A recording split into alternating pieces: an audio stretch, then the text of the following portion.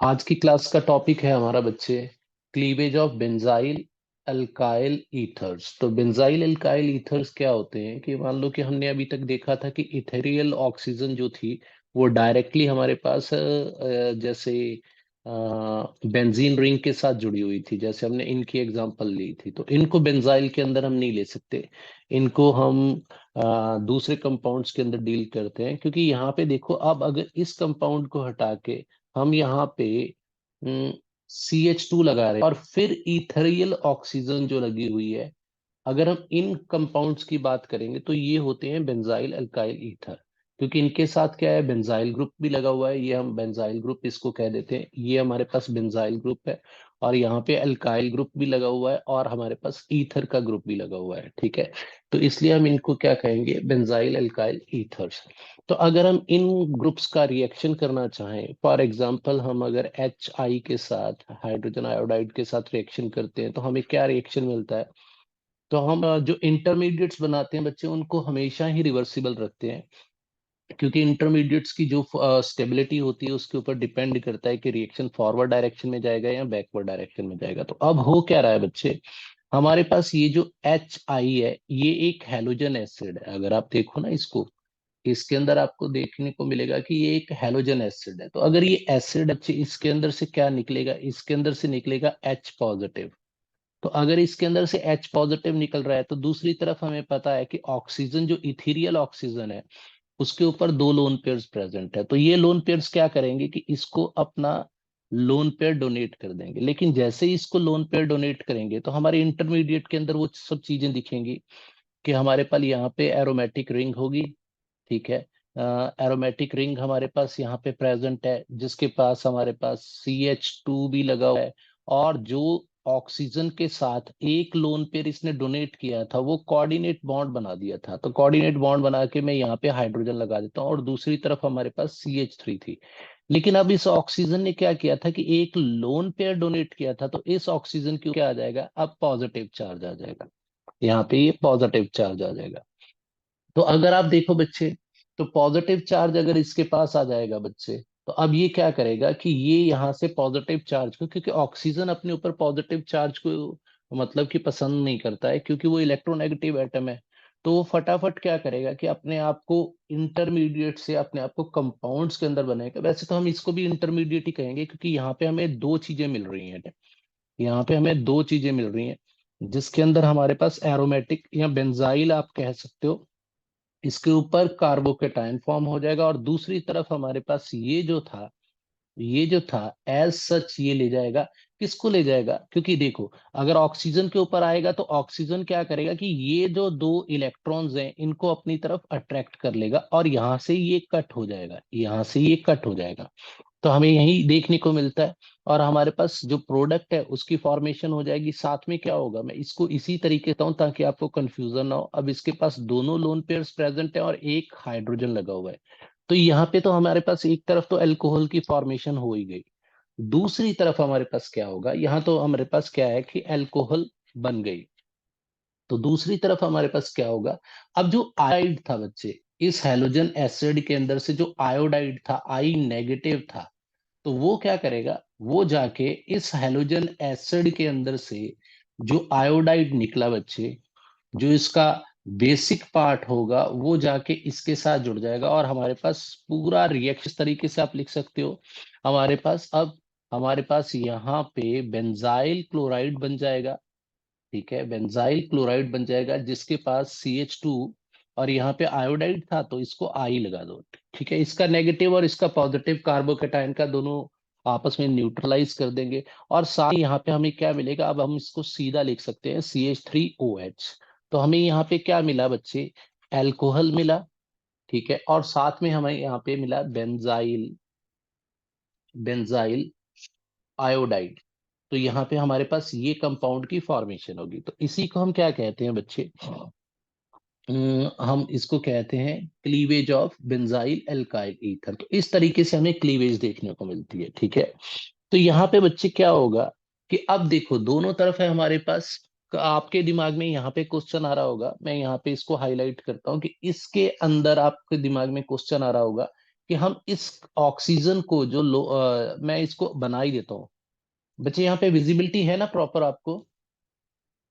Yes sir.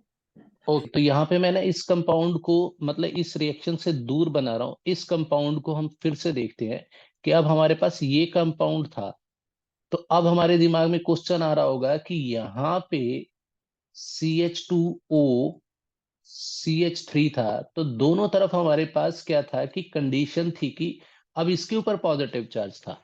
तो अब हमने यहाँ पे तो ये डील कर लिया कि इस तरीके से हमारे पास प्रोडक्ट बनेगा, लेकिन हम ये भी तो कह सकते हैं कि ये हाइड्रोजन जो है वो किस तरफ को ब्रेक डाउन करेगा, या कौन सी तरफ के एल्काइल ग्रुप को ये अपने आप से तोड़ेगा। तो ये भी तो हो सकता था ये यहाँ पे आ जाए, ये वाले इलेक्ट्रॉन पेयर, ठीक है। और हमने क्या किया था, हमने कहा था कि ये यहाँ पे आ रहे हैं ये वाले इलेक्ट्रॉन पेयर, तो हमारे पास दोनों तरफ की प्रोबेबिलिटी थी। लेकिन हमारे पास जो ये केस था बच्चे, ये केस था दैट इज स्टेबल। ये स्टेबल है। स्टेबल क्यों है बच्चे? क्योंकि यहाँ पे बच्चे देखो आप, हैलोजन अटैच कहाँ पे होगी? Halogen attached to benzyl carbocation, ठीक है। तो यहाँ पे क्यों हमने बेंजोइल कार्बोकेटायन की फॉर्मेशन यहाँ पे हो रही है? क्योंकि बच्चे एरोमेटिक रिंग है जो यहाँ पे डीलोकेलाइजेशन जो है, लोकेलाइजेशन जो है वो कार्बोकेटायन को स्टेबल कर देगी, यहाँ पे स्टेबल कर देगी। तो इसीलिए हमने क्या किया कि इसके ऊपर कार्बोकेटायन नहीं बनाया। दूसरा हमारे पास यहाँ पे पॉइंट ये हो सकता था कि यहाँ पे हमें प्राइमरी कार्बोकेटायन मिल रहा था, ये तो प्राइमरी कार्बोकेटायन बना रहा था, और यहाँ पे हमारे पास देखने को मिल रहा था कि इस कार्बन के साथ यहाँ भी कार्बन एटम जुड़ा हुआ था, तो यहाँ पे ये सेकेंडरी बना रहा था। तो इस तरीके से हमारे पास क्या होता है, डीलोकेलाइजेशन भी हेल्प करती है, और सेकेंडरी हमें पता है कि किससे, प्राइमरी कार्बोकेटायन से ज्यादा स्टेबल होता है, ठीक है, कार्बोकेटायन से ज्यादा स्टेबल होता है। तो ये चीज समझ में आई बच्चे? Yes sir.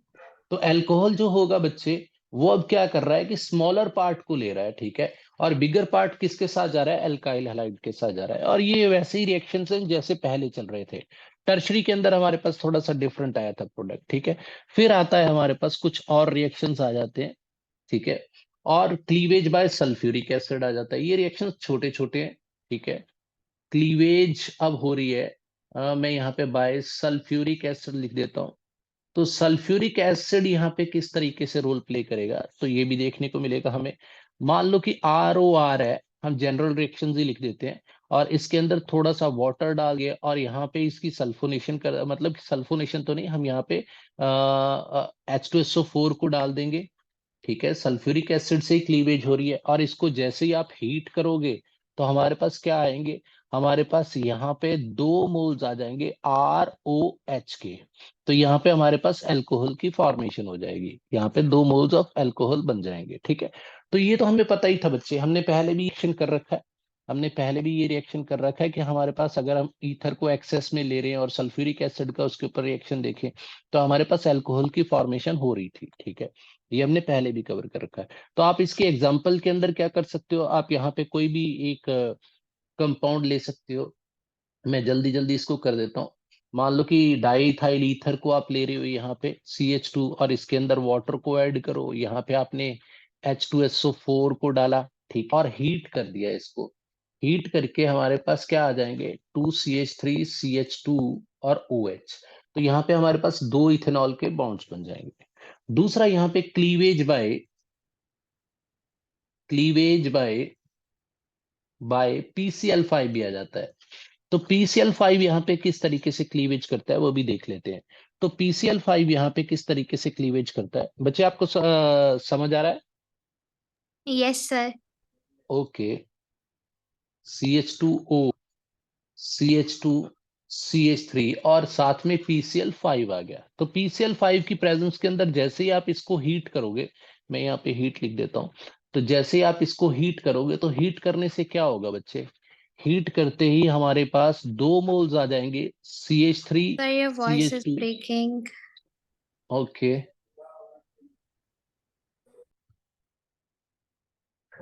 तो यहाँ पे बच्चे हमारे पास जो भी यहाँ पे अल्काइल हैलाइड बनेगा वो सब बनेगा कि यहाँ पे कितने हमारे पास एक ईथर के एक साइड पे कौन सा अल्काइल ग्रुप है। तो अगर इथाइल ग्रुप है तो हमारे पास इथाइल अल्कोहल, सॉरी यहाँ पे इथाइल क्लोराइड बन जाएगा, क्योंकि हम यहाँ पे PCl5 का यूज कर रहे हैं।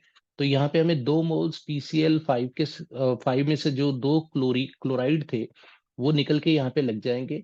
ठीक है, अल्काइल हैलाइड की फॉर्मेशन करेंगे।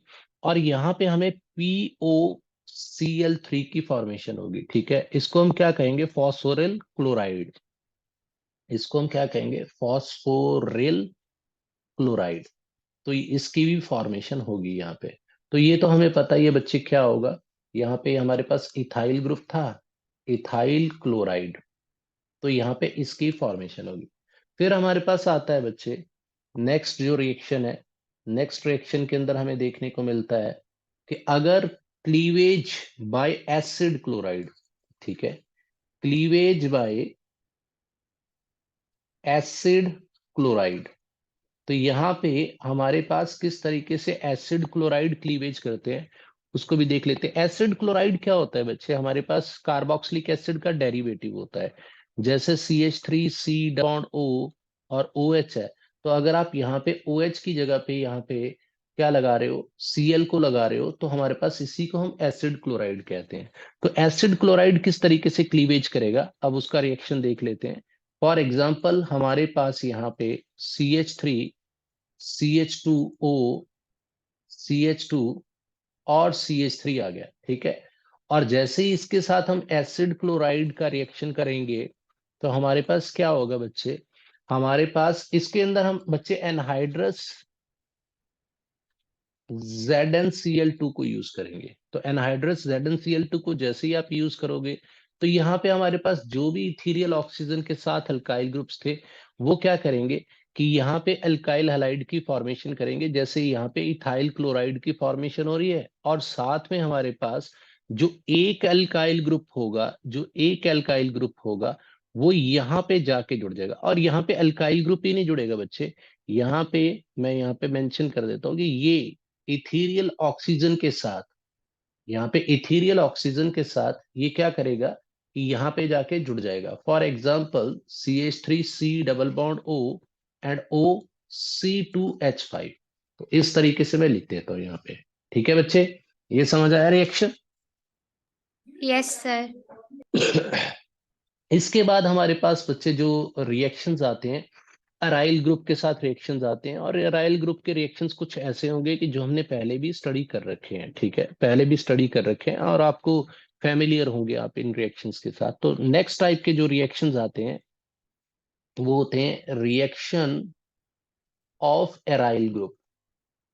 अराइल ग्रुप, तो एराइल ग्रुप जो होता है बच्चे उसका रिएक्शन किस तरीके से होता है, मतलब कि अब जो हमारे पास रिएक्शन होगा वो इथीरियल ऑक्सीजन या उनके साथ नहीं है, जो हमारे पास एरोमेटिक रिंग है उसके साथ रिएक्शन होगा। ठीक है, एरोमेटिक रिंग के साथ रिएक्शन होगा। तो इसके अंदर सबसे पहले एक रिएक्शन के अंदर आता है बच्चे हेलोजिनेशन रिएक्शंस। ठीक है, तो हेलोजिनेशन रिएक्शंस बहुत हमारे लिए इंपॉर्टेंट है। ठीक है, हेलोजिनेशन रिएक्शंस। ठीक है, तो हेलोजिनेशन रिएक्शंस के अंदर क्या होता है बच्चे, हम यहाँ पे लिख देते हैं कि ईथर्स जो होती हैं, ईथर्स विद क्लोराइड एंड, मैं यहाँ पे एंड लिख देता हूँ, and bromide in dark, dark मतलब कि जहां पे सनलाइट की प्रेजेंस नहीं है। ठीक है, give substitution reactions, substitution reactions. तो वैसे आप यहाँ पे डार्क लिख रहे हो, डार्क के बाद बच्चे आपको सनलाइट के साथ भी रिएक्शन करना पड़ेगा, क्योंकि ये सनलाइट के अंदर भी रिएक्शन करे। तो सनलाइट के अंदर जो रिएक्शन होगा वो कंप्लीट ही हो जाएगा, कंप्लीट सब्स्टिट्यूशन देखने को मिलेगी। लेकिन जो हमारे पास डार्क के अंदर होती है वो थोड़ी सी अल्फा हाइड्रोजन्स पे ही हमें सब्स्टिट्यूशन देखने को मिलेगी। ठीक है, तो यहाँ पे मैं लिख देता हूँ कि यहाँ पे जो हेलोजिनेशन है, हेलोजिनेशन है अक्कर्स ऑन, occurs on या occurs at alpha carbon atom. तो अल्फा कार्बन एटम के ऊपर ही हमारे पास यहाँ पे हेलोजिनेशन होगी। ठीक है, तो अभी तो हमारे पास एराइल ग्रुप के तो हम बात करेंगे, लेकिन इसके अंदर पहले हम हेलोजिनेशन रिएक्शन की बात कर रहे हैं। ठीक है। तो यहाँ पे मैंने एराइल ग्रुप लिख दिया है वैसे, लेकिन ये हैलोजिनेशन रिएक्शन आप पहले रिएक्शंस के अंदर ही जोड़ लेना, ठीक है। क्योंकि हम यहाँ पे पहली एग्जांपल कौन सी ले रहे हैं, वो हम एरोमेटिक कंपाउंड की नहीं ले रहे, हम एलिफेटिक की ले रहे हैं। तो ईथर के अंदर हमारे पास क्या होता है, जैसे फॉर एग्जाम्पल यहाँ पे देखो CH3 है, ठीक है। तो यहाँ पे अगर आप Cl2 को डाल दे रहे हो, ठीक है, और डार्क रख रहे हो, इन डार्क, तो यहाँ पे अगर डार्क रिएक्शन होगा तो हमारे पास देखो यहाँ पे क्या होगा, अल्फा हाइड्रोजन कहाँ पे होगा, एक अल्फा हाइड्रोजन यहाँ पे होगा, एक अल्फा हाइड्रोजन यहाँ पे होगा। तो ये बाद में लिख लेना बच्चे, रिएक्शन ऑफ एराइल ग्रुप्स, इसके बाद हम रिएक्शन ऑफ एराइल ग्रुप्स करेंगे, ठीक है। तो यहाँ पे हमारे पास क्या होता है कि हेलोजिनेशन रिएक्शंस के अंदर क्या है कि अल्फा कार्बन एटम्स कोई भी एक ले लो बच्चे, आप यहाँ पे कोई भी एक ले लो, उसके अंदर से एक हेलोजन क्या होगी, कि मतलब हाइड्रोजन जो होगी वो सब्स्टिट्यूट हो जाएगी किससे, क्लोराइड। तो यहाँ पे हमारे पास क्या बन जाएगा, CH3CH, और यहाँ पे मैंने Cl लगा दी, लेकिन अब दूसरी तरफ मैं Cl नहीं लगाऊंगा, दूसरी तरफ मैं सिंपल। और इसके अंदर हमारे पास क्या होगी, इसके साथ HCl भी बनेगी, ठीक है। तो अब अगर ये फिर से फर्दर रिएक्शन कर रही है, ये फर्दर रिएक्शन कर रही है, तो अगर ये फर्दर रिएक्शन करेगी बच्चे Cl2 के साथ, और डार्क प्लेस पे ही कर रहे हैं, मतलब कि एब्सेंस ऑफ सनलाइट के अंदर ही कर रहे हैं, तो हमारे पास होगा क्या बच्चे, कि अब दूसरा अल्फा हाइड्रोजन जो कि अब इस तरफ रह गया, ये अल्फा हाइड्रोजन है, इसके साथ भी क्या होगा, क्लोरो लग जाएगा। तो इसके साथ भी हमारे पास क्लोराइड लग जाएगा।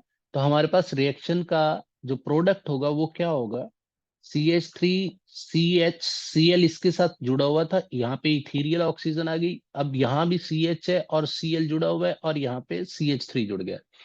तो हम इसका नाम क्या लिखेंगे बच्चे, हमारे पास यहाँ पे 1,2 डाइक्लोरो है, ठीक है। तो अगर हम इसको देखें, ठीक है, तो हमारे पास यहाँ पे आ जाएगा 1,1 डाइक्लोरो, 1,1 डाइक्लोरो, ठीक है, 1,1 डाइक्लोरो, डाई इथाइल, दोनों तरफ इथाइल लगे हुए थे, और ईथर साथ में लिख दो। तो 1,1 डाइक्लोरो, डाई इथाइल ईथर। तो अब बच्चे हमारे पास होगा क्या, कि अभी तो हमने डार्क के अंदर ये रिएक्शंस किए थे, लेकिन अगर हम इन प्रेजेंस ऑफ सनलाइट करते हैं रिएक्शंस को, तो इन प्रेजेंस ऑफ सनलाइट हमारे रिएक्शंस किस तरीके से होंगे। तो अगर हम प्रेजेंस ऑफ सनलाइट के अंदर करेंगे तो हमारे पास क्या होगा, तो यहाँ पे मैं स्टार कर देता हूं, but in presence of sunlight, in presence of sunlight and excess of chlorine, excess of Cl2 दे रहे हैं हम यहाँ पे, तो Cl2 की excess होगी बच्चे, all the hydrogen atom, all the hydrogen atom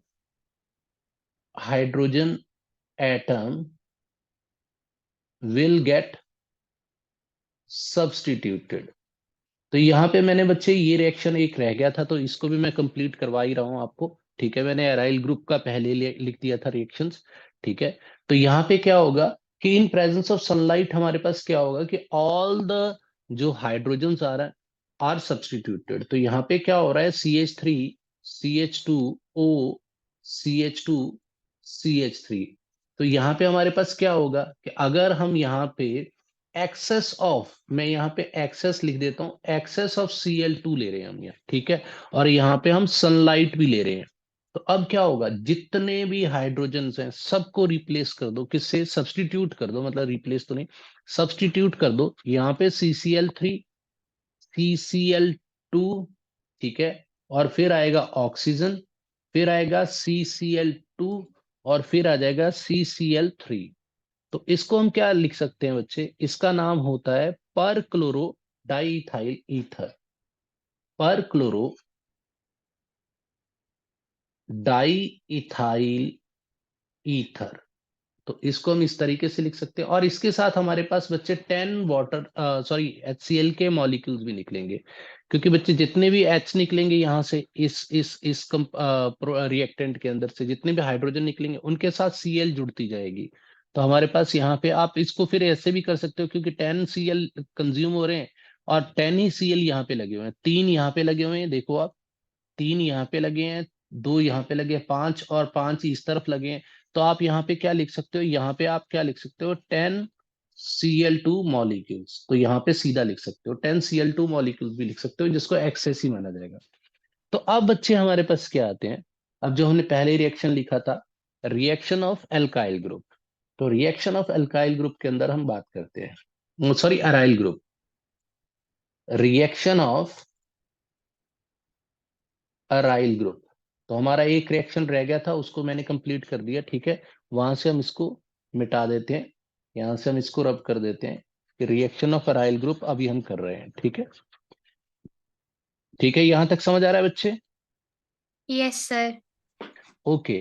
तो रिएक्शन ऑफ एराइल ग्रुप्स के अंदर क्या है बच्चे, कि एल्कोक्सी ग्रुप जो होता है बच्चे, मैं आपको बता दूं कि मैंने पहले भी आपको एक्सप्लेन किया था, ठीक है, कि मैंने आपको जब एक्सप्लेन किया था कि resonance effect is more than, या मीजोमरिक इफेक्ट, रेजोनेंस इफेक्ट जो होता है वो ज्यादा होता है इंडक्टिव इफेक्ट से। ये एग्जांपल शायद आपको पहले याद हो, यहाँ पे तो इसकी रेफरेंस नहीं देंगे, लेकिन रेजोनेंस इफेक्ट जब मैंने आपको एक्सप्लेन किया था तब मैंने आपको बताया था, और मैंने एक क्लास आपको सेंड की थी, कि हमारे पास क्या होता है कि ऑर्थो, मेटा और पैरा डायरेक्टिंग ग्रुप्स होते हैं, या उनके एक्टिवेटर्स होते हैं या डीएक्टिवेटर्स होते हैं। तो अब होगा क्या बच्चे, कि हमारे पास जब भी हमारे पास यहाँ पे एरोमेटिक रिंग के साथ कोई भी ऐसा कंपाउंड लग जाए, क्योंकि यहाँ पे हम इसकी बात कर रहे हैं, एल्कोक्सी, ठीक है, एल्कोक्सी ग्रुप लगा हुआ है। तो एल्कोक्सी ग्रुप की खासियत क्या है, कि ऑक्सीजन के पास यहाँ पे दो लोन पेयर्स प्रेजेंट है। तो अब दो लोन पेयर्स प्रेजेंट है बच्चे, तो अब वो दो लोन पेयर्स प्रेजेंट हैं, तो दो लोन पेयर्स क्या करेंगे, अपने आप को रेजोनेंस के अंदर ले आएंगे। तो रेजोनेंस के अंदर जैसे ही वो लेके आएंगे, तो हमारे पास, हमें पता है कि नेगेटिव चार्ज सारी तरफ घूमेगा। तो नेगेटिव चार्ज सारी तरफ घूमेगा, तो इसके बाद हमारे पास क्या कंपाउंड बन जाएगा, यहाँ पे हमें डबल बॉन्ड देखने को मिलेगा, यहाँ पे हमें डबल बॉन्ड देखने को मिलेगा आर के साथ, और इसके ऊपर आ जाएगा पॉजिटिव चार्ज, और एक लोन पेयर इसके पास प्रेजेंट होगा। लेकिन अब यहाँ नेगेटिव चार्ज है, यहाँ डबल बॉन्ड है, और यहाँ डबल बॉन्ड है, तो ये नेगेटिव चार्ज बाद में यहाँ पे ड्रॉप होगा, और ये यहाँ पे आ जाएगा नेगेटिव चार्ज। इसके बाद हमें क्या देखने को मिलता है, कि हमारे पास ऊपर तो डबल बॉन्ड ही प्रेजेंट है, लेकिन अब हमारा डबल बॉन्ड यहाँ पे आ गया। यहाँ पे तो ऑक्सीजन के साथ था आर, और एक लोन पेयर इसके पास प्रेजेंट है, और इसके ऊपर पॉजिटिव चार्ज है। और यहाँ पे हमारे पास जैसे ही नेगेटिव चार्ज आता है, ये नेगेटिव चार्ज यहाँ ड्रॉप होगा, तो ये यहाँ चला जाएगा। तो हमें देखने को मिलता है बाद में ये क्या करेगा, इसके बाद का हमारे पास क्या होता है, कि जैसे ही हमारे पास अब यहाँ पे डबल बॉन्ड आ गया, और यहाँ पे डबल बॉन्ड आ गया, ठीक है। तो ये नेगेटिव चार्ज था यहाँ पे, और यहाँ पे था हमारे पास डबल बॉन्ड ऑक्सीजन, और जो अल्काइल ग्रुप था इसके ऊपर पॉजिटिव चार्ज था, और एक लोन पेयर प्रेजेंट था। तो अब जैसे ही ये नेगेटिव चार्ज यहाँ पे ड्रॉप होगा, ये डबल बॉन्ड फिर पॉजिटिव की जगह पे पहुंच जाएगा और लोन पेयर बना देगा। तो हमें क्या देखने को मिलेगा, हमें अब बिल्कुल एल्कोक्सी जो पहले हमने देखा था ग्रुप, और एरोमेटिक रिंग के अंदर जहां जहां डबल बॉन्ड्स देखे थे, ठीक है, एनिसोल हम इसको कहते हैं, कंपाउंड को पूरे को कहते हैं। तो एनिसोल के अंदर जहां जहां हमें डबल बॉन्ड देखने को मिले, उसके बिल्कुल अल्टरनेटिंग पोजीशन पे ऊपर हमें डबल बॉन्ड्स देखने को मिले। तो यहाँ पे इस तरीके से क्या होगा, कि रेजोनेंस आ जाएगी, और इसके पास दो लोन पेयर्स फिर हो जाएंगे। तो अब हमें देखने को क्या मिलता है बच्चे, कि हमारे पास नेगेटिव चार्ज की जो इलेक्ट्रॉन डेंसिटी थी, नेगेटिव चार्ज की इलेक्ट्रॉन डेंसिटी कहाँ पे आई, ऑर्थो और पैरा, पैरा के बाद हमारे पास दूसरी तरफ का जो पैरा ग्रुप था। तो मतलब ऑर्थो और पैरा डायरेक्टिंग रिएक्शंस ही हमें देखने को मिलेंगे, ठीक है। तो यहाँ पे हम इसको लिख सकते हैं, कि जो एल्कोक्सी ग्रुप होता है, एल्कोक्सी ग्रुप जो होता है, group is ortho and para directing. तो ऑर्थो एंड पैरा डायरेक्टिंग होता है हमारे पास। ऑर्थो और पैरा डायरेक्टिंग होगा, तो इसलिए हमें जितने भी रिएक्शंस देखने को मिलेंगे वो कहाँ पे देखने को मिलेंगे, वो हमें देखने को मिलेंगे ऑर्थो और पैरा पे। ठीक है बच्चे, यहां तक समझ आया? Sir, I think I have network problem. I can't see. Okay.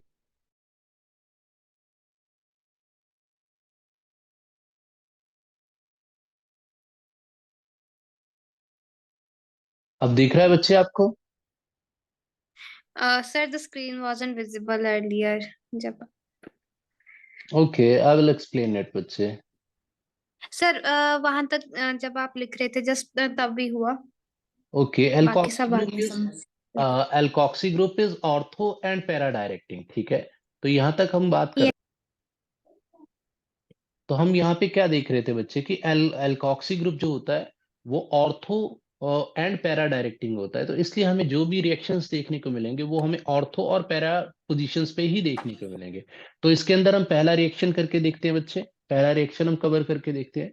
तो पहले रिएक्शन के अंदर क्या होता है कि हम इसको लिख सकते हैं हैलोजिनेशन रिएक्शन, हैलोजिनेशन रिएक्शंस। ठीक है, तो अब हैलोजिनेशन किस तरीके से होगी, तो आप देखो बच्चे एनिसोल बना लो आप। ठीक है, तो एनिसोल हम यहाँ पे इसी तरीके से बना देते हैं, CH3 आ गया, तो हमारे पास दिस इज एनिसोल।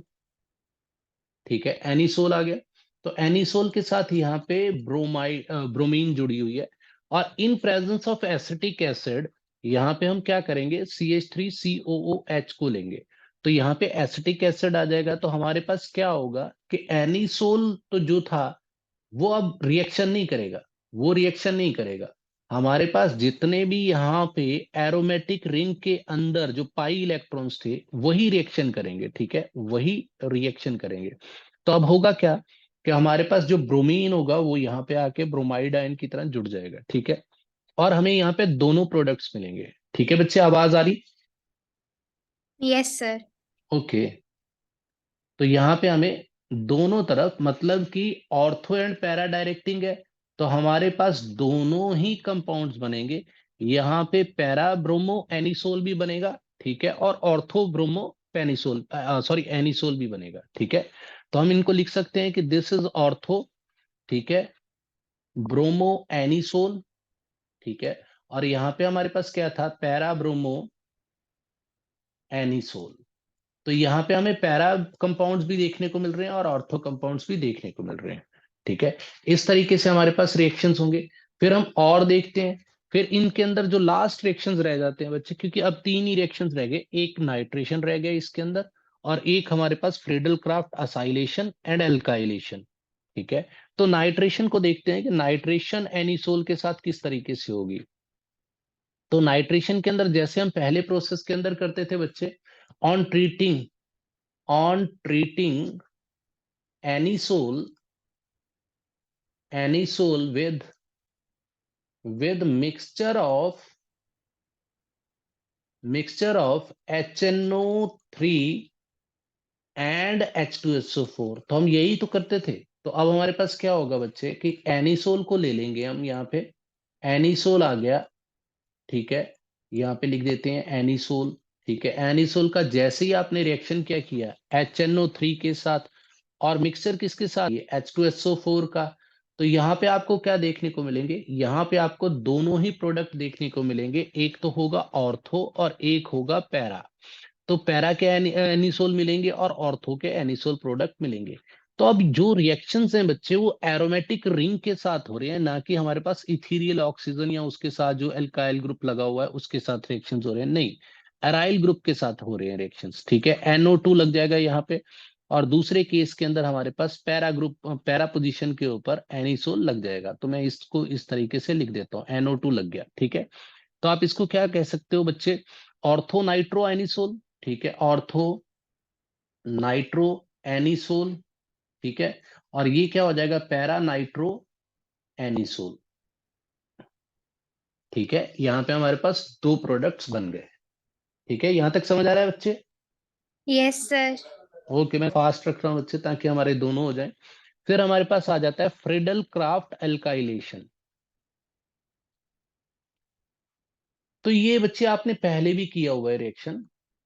ठीक है, एल्काइलेशन आपने पहले भी देखी है कि अगर हम एल्काइल ग्रुप को जोड़ेंगे तो उसको एल्काइलेशन कहेंगे, और अगर हम एसाइल ग्रुप को जोड़ेंगे तो इसलिए असाइलेशन भी यहाँ पे लिख देता हूं मैं। ठीक है, असाइलेशन हो जाएगा। तो असाइल ग्रुप क्या होगा, एल्काइल ग्रुप तो हो जाएगा CH3। ठीक है, ये हो गया एल्काइल ग्रुप। ठीक है, और असाइल ग्रुप क्या होता है, CH3C O। तो इस तरीके से इसको हम क्या कह देते हैं, इसको असाइल ग्रुप कह देते हैं। ठीक है, तो यहाँ पे बच्चे हमें हेलोजन कैरियर का यूज करना पड़ेगा, यहाँ पे हमें हेलोजन कैरियर का यूज करना पड़ेगा। क्या करेंगे, हम यहाँ पे स्टार में लिख देते हैं, we will use halogen carrier, halogen carrier. तो यहाँ पे हम हेलोजन कैरियर का यूज करेंगे। तो अगर आप हैलोजन कैरियर का यूज करोगे तो किस तरीके से रिएक्शन होंगे, हैलोजन को वो ले जाएंगे साथ में, ठीक है। तो हमारे पास यहाँ पे क्या है बच्चे, CH3 एनिसोल आ गया। एनिसोल के साथ हमने जैसे ही CH3Cl का रिएक्शन कराया, मतलब कि कोई भी अल्काइल हैलाइड ले लिया, और यहाँ पे हम एनहाइड्रस जो है वो AlCl3 ले लेंगे, ठीक है। और AlCl3 क्या है बच्चे, यहाँ पे हैलोजन कैरियर का काम कर रहा है और इलेक्ट्रॉन डेफिशिएंट स्पीसीज है, लुईस एसिड का भी काम कर रहा है, आप इस लुईस एसिड भी लिख सकते हो। तो यहाँ पे ये क्या कर रहा है बच्चे, देखो आप, AlCl3 जैसे ही CHCl से जुड़ेगा तो ये क्या प्रोडक्ट बनाएगा, ये बनाएगा AlCl4 माइनस। तो इसने क्या किया कि अब CH3 जो बन जाता है उसके ऊपर पॉजिटिव चार्ज आ जाता है, तो कार्बोकैटायन की फॉर्मेशन हो जाती है। तो इसी के अंदर से हम क्या करेंगे कि ये तो नेगेटिव के अंदर चलेगा और ये पॉजिटिव के अंदर चलेगा। तो अब ये किस तरीके से बिहेव करेगा, ये एक तरीके से इलेक्ट्रोफाइल की तरह बिहेव करेगा। ये हमने पहले भी कर रखे हैं, मैं इसलिए इसके ऊपर ज्यादा टाइम नहीं वेस्ट करूंगा। तो अब ये इलेक्ट्रोफाइल की तरह काम करेगा। तो अब आपको क्या करना है बच्चे, हमें एनिसोल के साथ ऑर्थो पोजीशन पे और पोजीशन के ऊपर क्या करना है, एल्काइल ग्रुप को जोड़ देना है बस, ठीक है। और एनिसोल के साथ यहाँ पे ऑर्थो और पैरा पोजीशन के साथ हम यहाँ पे, अब ये पैरा पोजीशन पे जुड़ गया, ठीक है। तो हमारे पास क्या हो कि अब हमारे पास मिथॉक्सी जो होगा वो सब्स्टिट्यूएंट होगा। तो हम यहाँ पे क्या करेंगे, 2 मिथॉक्सी टॉलीन, ठीक है, ये क्या हो जाएगा, 2 मिथऑक्सी टॉलुइन, ठीक है। और ये क्या होगा, ये हो जाएगा 4 मिथॉक्सी टॉलुइन। समझ में आ रहा है बच्चे? Yes sir. ओके, तो इसके बाद हम असाइल ग्रुप की बात कर लेते हैं। तो असाइल ग्रुप के अंदर भी हैलोजन कैरियर वैसे ही काम करेगा, ठीक है। असाइल ग्रुप के अंदर भी पास उसी तरीके से एनिसोल ले लो आप, ठीक है। और यहाँ पे क्या करो, एसिड क्लोराइड ले लो, एसिड क्लोराइड ले लो। तो यहाँ भी बच्चे आप जैसे ही एनहाइड्रस AlCl3 डालोगे, तो Al3 क्या कर रहा है बच्चे, अब यहां से भी क्लोरीन को अपने साथ जोड़ लेगा। तो ये अपने साथ क्लोरीन को जोड़ लेगा, ये क्लोरीन को जोड़ लेगा। तो अब हमारे पास होगा क्या बच्चे, इसके ऊपर हमारे पास पॉजिटिव चार्ज आ जाएगा। और ये किस तरीके से बिहेव करेगा, ये एक तरीके के इलेक्ट्रोफाइल की तरह बिहेव करेगा। तो इलेक्ट्रोफाइल किस तरीके से एरोमेटिक रिंग पे अटैक करती है, ये हमने पहले भी देख रखा है। तो यहाँ पे आपको ऑर्थो और पैरा पोजीशन पे इनको लगा देना है, ठीक है। मैं यहाँ पे इनके ऊपर ज्यादा डिटेल में नहीं जा रहा हूँ, क्योंकि ये रिएक्शंस हमने पहले भी किए हुए हैं, ठीक है। यहाँ पे ये और यहाँ पे CH3, तो यहाँ पे हमारे पास यहाँ भी लग जाएगा OCH3, और यहाँ पे क्या होगा, डबल बॉन्ड और CH3। तो हमारे पास ये करे, यहाँ पे ये हो जाएंगे हमारे पास, ये हमारे पास 2 मिथॉक्सी एसिटोफिनोन, ये हो जाएगा 2 मिथऑक्सी एसिटोफिनोन, ठीक है। और ये क्या हो जाएगा बच्चे, ये हो जाएगा 4 मिथॉक्सी मिथॉक्सी एसिटोफिनोन, ठीक है बच्चे। इसके साथ हमारा ये चैप्टर यस की सर। सारे रिएक्शंस खत्म होते हैं, ठीक है। तो ये हमारे पास नेक्स्ट क्लास जो आएगी, that is uses of ether. तो यूजेस ऑफ ईथर को तो आप खुद भी कर सकते हो, ठीक है। तो यहाँ तक बच्चे कोई भी चीज नहीं समझ आई तो वो पूछ लो, अगर आप कहोगे तो मैं यूजेस ऑफ ईथर भी करवा